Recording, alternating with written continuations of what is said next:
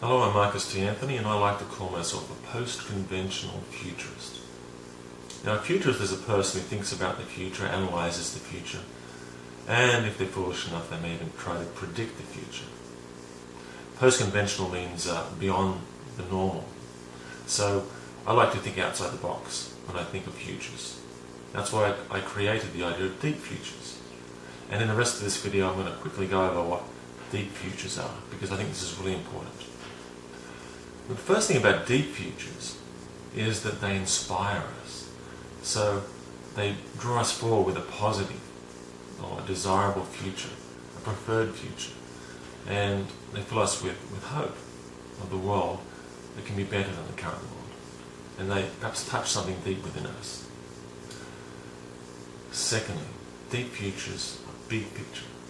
That means they move beyond the normal Western focus on the individual.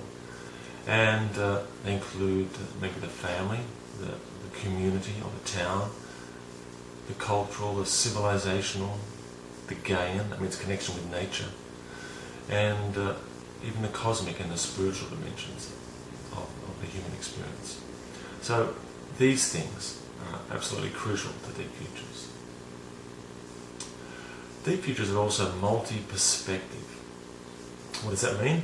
Well, it means that not only the dominant worldview or culture gets a say, but we bring in other ideas and other worldviews, other paradigms, so that the discourse or the discussion becomes expanded, and we get to see other ideas, so that this own future or the parts of the past that we've discarded can be brought back into the discussion, at least those parts which are useful or relevant.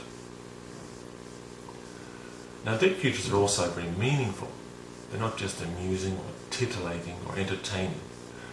A lot of research and technology these days goes into developing things, gadgets, mobile phones, computers, the internet, that keep us entertained or amused. But human beings are not just about finding gratification in the moment. We do have a deeper psychic or spiritual element, and that is extremely important in developing deep futures that are, by definition, meaningful. And deep futures are also about connection.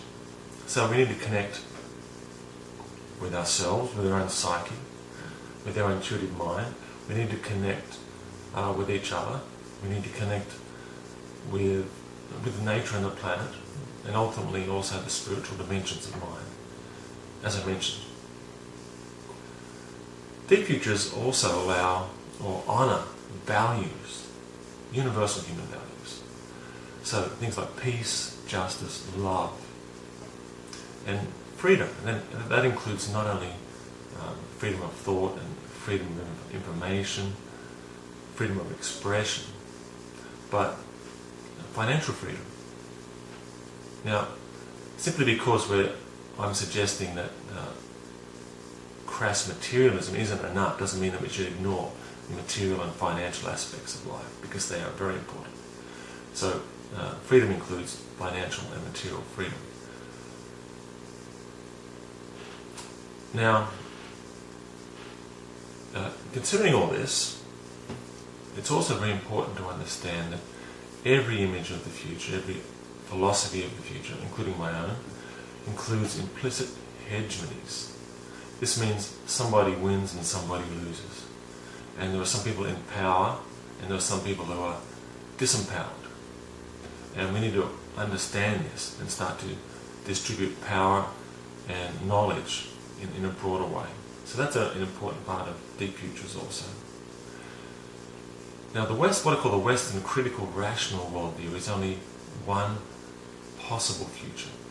Critical rationality is based in Western scientific materialism, and it's the idea that we're moving away from the primitive and the superstitious and into the scientific and technological and rational.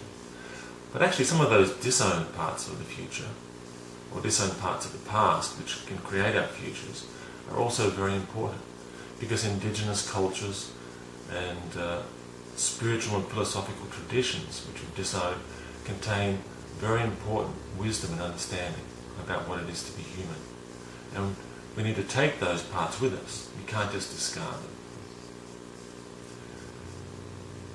So, in summary, basically, what's happened in the West, I believe, and also increasingly in other developed countries and societies such as East Asia, where I lived for a decade of my life, is that we become very good at certain ways of knowing, certain cognitive or mental processes. And we see these in our science and education. And it's what you have learned in your own education. It's the way you've learned to think.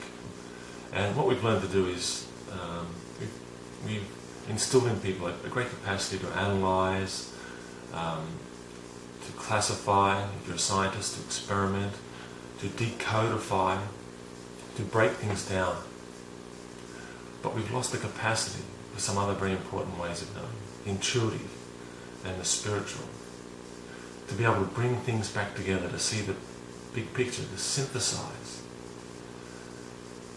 So we need to balance or redress this split in the modern mind, because this split between the intuitive and the rational has created a split. In a way, we can simplify it into left and right brain thinking. Even though I know that the research suggests that the brain doesn't necessarily strictly function in intuitive and rational ways via the hemispheres, we still need to appreciate that this idea of the split in the modern mind is in a very, very extant aspect of what it is to be human in the modern age. We've lost that balance. So what I'd like to invite you to do is to join me here on www.mindfutures.com, and as we explore these deep futures. And I'd be very happy to hear feedback from you or any comments. So I look forward to seeing you here on Mind Futures.